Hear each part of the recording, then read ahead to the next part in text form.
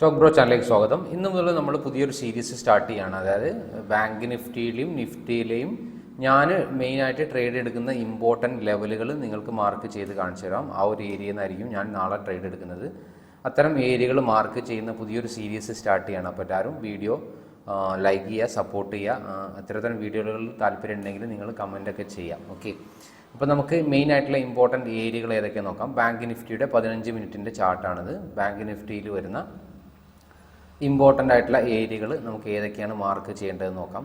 നിങ്ങൾക്കറിയാം, മെയിനായിട്ട് ഞാൻ ട്രേഡ് ചെയ്യുന്നത് ലിക്വിഡിറ്റി എന്നൊരു കോൺസെപ്റ്റിലാണ്. അതായത് മാർക്കറ്റിൽ ഏറ്റവും കൂടുതൽ ആളുകളുടെ സ്റ്റോപ്പ് ലോസ് വരുന്ന ഏരിയകളിൽ ഐഡൻറ്റിഫൈ ചെയ്ത് അവിടെ ട്രേഡ് ചെയ്യുന്ന രീതിയാണ്. അപ്പോൾ അത്തരത്തിൽ ഏറ്റവും കൂടുതൽ സ്റ്റോപ്പ് ലോസുകൾ അല്ലെങ്കിൽ പുതിയ ഓർഡേഴ്സുള്ള ഏരിയകൾ ഏതാണെന്ന് നമുക്കൊന്ന് നോക്കാം. നാളെ ബാങ്ക് നിഫ്റ്റിയിൽ ഞാൻ മെയിനായിട്ട് ട്രേഡ് പ്ലാൻ ചെയ്യുക എന്ന് പറഞ്ഞാൽ 15 മിനിറ്റിൻ്റെ ക്യാൻഡലിൽ 15 മിനിറ്റ് ടൈം ഫ്രെയിമിലുള്ള, അതായത് ഹയർ ടൈം ഫ്രെയിമിലെ ഇമ്പോർട്ടൻ്റ് ഏരിയകൾ മാർക്ക് ചെയ്ത് വെക്കുകയാണ് ആദ്യം ചെയ്യാം. ഫസ്റ്റ് ഒരു ഇമ്പോർട്ടൻ്റ് ഏരിയ എന്ന് പറഞ്ഞാൽ മാർക്കറ്റ് 53,063 അതായത് മാർക്കറ്റ് നാളെ ഓപ്പൺ ചെയ്യുന്നത് 53,180 മുകളിലാണെങ്കിൽ, അല്ലെങ്കിൽ 190 മുകളിലാണെങ്കിൽ ഈ ഒരു ഏരിയ ഒരു ഇമ്പോർട്ടൻ്റ് ആണ്. അവിടെ എത്തുമ്പോൾ ഞാൻ അപ്സൈഡിലേക്കാണ് ട്രേഡ് പ്ലാൻ ചെയ്യുക. അതായത് മാർക്കറ്റ് 53,200 മുകളിൽ ഓപ്പൺ ചെയ്തതിന് ശേഷം മാർക്കറ്റ് 53,063 മാർക്കറ്റ് വരികയാണെങ്കിൽ ഞാൻ അപ്സൈഡിലേക്കാണ് ട്രേഡ് പ്ലാൻ ചെയ്യുക. അതും 1 മിനിറ്റ് ടൈം ഫ്രെയിമിൽ, അവിടുത്തെ പ്രൈസ് ആക്ഷൻ നോക്കിയിട്ട് 1 മിനിറ്റിൽ. അതുപോലെ വേറൊരു ഇമ്പോർട്ടൻ്റ് ഏരിയയാണ് 52,925 എന്ന് പറഞ്ഞത്. ആ ഒരു ഏരിയൻ്റെയും താഴേക്ക് മാർക്കറ്റ് ഫോളോ ചെയ്യുകയാണെങ്കിൽ ഞാൻ എന്താ ചെയ്യാം, ഞാൻ വീണ്ടും അപ്സൈഡിലേക്കുള്ള എൻട്രിയാണ് പ്ലാൻ ചെയ്യുക.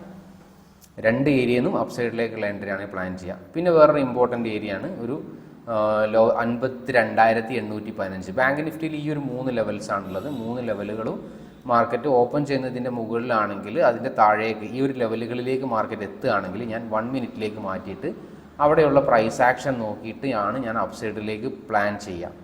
അതായത് ഇത്തരം ഏരിയകളിലാണ് ഏറ്റവും കൂടുതൽ സ്റ്റോപ്പ് ലോസ് ഉണ്ടാവുക എന്നുള്ളതാണ് ഇതിൻ്റെ അർത്ഥം. മാർക്കറ്റ് ഓവറോൾ ബുള്ളിഷ് ആയതുകൊണ്ടാണ് ഞാൻ ബുൾ ട്രേഡിനാണ് കൂടുതൽ ഇമ്പോർട്ടൻറ്റ് ബാങ്ക് നിഫ്റ്റിയിൽ കൊടുക്കുന്നത്. ബാങ്ക് നിഫ്റ്റിയിലൊക്കെ. പക്ഷേ നിഫ്റ്റിയിൽ നമുക്ക് വേണമെങ്കിൽ റിവേഴ്സലായിട്ട് ചെറിയൊരു ഏരിയകളൊക്കെ നോക്കാം. അപ്പോൾ നിങ്ങൾക്കറിയാം, നിഫ്റ്റിയൊക്കെ കണ്ടിന്യൂസ് അപ്സൈഡ് ഇങ്ങനെ മൂവ് ചെയ്തുകൊണ്ടിരിക്കുകയാണ്.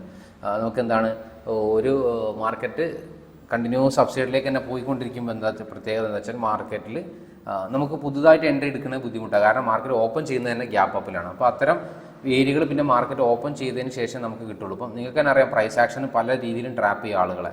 ഇപ്പോൾ ബാങ്ക് നിഫ്റ്റിൻ്റെ ചാർട്ട് നോക്കുകയാണെങ്കിൽ ട്രെൻഡ് ലൈൻ ഫോം ചെയ്യും. ഇപ്പോൾ കുറേ അപ്സൈഡ് പോയിട്ട് പിന്നെ നിങ്ങൾക്കറിയാം കണ്ടിന്യൂസ് അപ്സൈഡ് പോകാൻ മാർക്കറ്റിന് കഴിയില്ല. അപ്പോൾ ഒരു ട്രെൻഡ് ലൈൻ പോലെ ഉണ്ടാക്കിയിട്ട് അപ്പോൾ അതിൻ്റെ താഴേക്ക് മാർക്കറ്റ് വീഴുന്ന പോലെ കാണിക്കും. പിന്നെ ഒരു സപ്പോർട്ട് ഏരിയ ഉണ്ട്, ഈ ഒരു ഏരിയ. അതിൻ്റെ അവിടുന്ന് താഴേക്കൊക്കെ മാർക്കറ്റ് വരുമ്പോൾ നമ്മൾ റീറ്റെയിൽ ട്രേഡേഴ്സ് ചിന്തിക്കുക താഴേക്കായിരിക്കും മാർക്കറ്റ് ഫോളോ ചെയ്യാന്ന്. അവിടെ നിന്നായിരിക്കും വീണ്ടും മുകളിലേക്ക് പോകുന്നത്. അപ്പോൾ അത്തരം ഏരിയകളൊക്കെ ഏറ്റവും കൂടുതൽ സ്റ്റോപ്പ് ലോസ് ഓർഡേഴ്സും പുതിയ ഓർഡേഴ്സൊക്കെ ഉള്ള ഏരിയയാണ്. അപ്പോൾ അത്തരം ട്രേഡ് എടുത്ത ആളുകളുടെ സ്റ്റോപ്പ് ലോസ് ഏറ്റവും മുകളിലായിരിക്കും, അത് അടിച്ചിട്ടുണ്ടാകാം.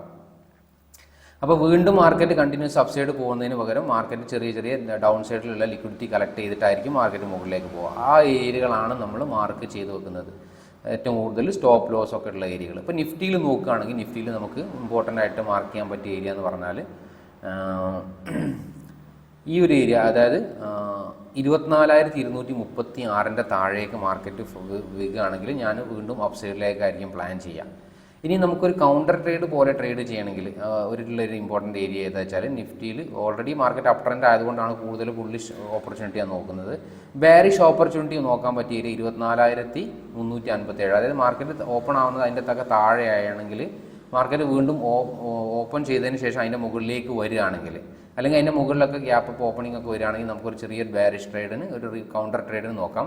ഒന്ന് താഴേക്ക് വരും, 24,357 മുകളിലേക്ക് പോകുകയാണെങ്കിൽ താഴേക്ക് മാർക്കറ്റ് ഫോളോ ചെയ്യാൻ ചെറിയൊരു റിവേഴ്സലിന് നമുക്ക് പ്ലാൻ ചെയ്യാം. ഇതൊക്കെ ഞാൻ ഹയർ ടൈം ഫ്രെയിമിലാണ് നോക്കുന്നത്. എന്നിട്ട് 1 മിനിറ്റിലേക്ക് മാറ്റിയിട്ടാണ് ട്രേഡ് എടുക്കുക.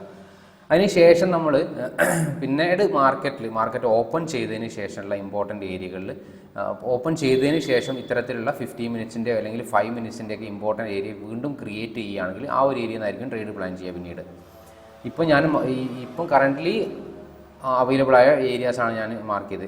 ഫസ്റ്റ് ട്രേഡ് ചിലപ്പോൾ ആ ഒരു ഏരിയയിൽ ട്രേഡ് ചെയ്ത് SL അടിച്ച് കഴിഞ്ഞാൽ പിന്നെ ഞാൻ അടുത്ത ട്രേഡ് 52,925 കൊടുക്കുക. അല്ലാതെ ആ ഒരു ഏരിയൻ്റെ ഗ്യാപ്പിൽ മാർക്കറ്റ് ഇങ്ങനെ കൺസോൾഡേറ്റ് ചെയ്ത് നിൽക്കുകയാണെങ്കിൽ ഞാൻ ട്രേഡ് പ്ലാൻ ചെയ്യില്ല. നമ്മൾ പ്രീ പ്ലാൻ ചെയ്ത ഏരിയകളിൽ എത്തുമ്പോൾ മാത്രം ട്രേഡ് എടുക്കുന്നതായിരിക്കും ഒരു ഓപ്ഷൻ ബയർ ചെയ്യേണ്ട കാര്യം. ഒരു ഓപ്പർച്യൂണിറ്റി വരുന്ന സമയത്ത്, അല്ലാതെ എല്ലാ ഏരിയയിലും കയറി നമുക്ക് എന്താണ് ലോസ് വന്നു എന്ന് കരുതിയിട്ട് പെട്ടെന്ന് റിവെഞ്ച് ട്രേഡ് ചെയ്തിട്ട് വെറുതെ ഫണ്ട് കളയരുത്. ഇൻ കേസ് ഞാനൊരു ഒരു ഓപ്പർച്യൂണിറ്റി കണ്ടെത്തി, ഞാൻ അതിലൊരു ട്രേഡ് എടുത്തു, ഇനി ഞാൻ പ്രോപ്പറായിട്ട് ഞാൻ എൻ്റെ സ്റ്റോപ്പ് ലോസ് വെക്കും, ടാർഗറ്റ് വെക്കും. 1:5 റേഞ്ചിലാണ് ഞാൻ അധികവും ട്രേഡ് എടുക്കുക. നിങ്ങൾക്ക് എൻ്റെ ലൈവ് ട്രേഡ്സ് ഒക്കെ കണ്ടാൽ മനസ്സിലാവും.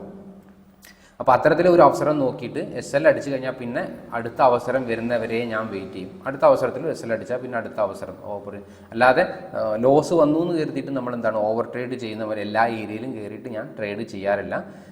ഞാൻ മാർക്ക് ചെയ്യാത്ത ഏരിയൻ്റെ ഇടയിൽ മാർക്കറ്റ് ഒരുപാട് സമയം സ്പെൻഡ് ചെയ്യുകയാണെങ്കിലും അന്നത്തെ ദിവസം ട്രേഡ് ചെയ്യില്ല. അപ്പോൾ റിസ്ക് റിവാർഡ് ഡിസിപ്ലിനൊക്കെ ട്രേഡിങ്ങിൽ വെരി ഇമ്പോർട്ടൻ്റ് ആണ്. ഇത്തരം കാര്യങ്ങളും കൂടി നമുക്ക് ഡിസ്കസ് ചെയ്യാം ഇങ്ങനെയുള്ള വീഡിയോകളിൽ.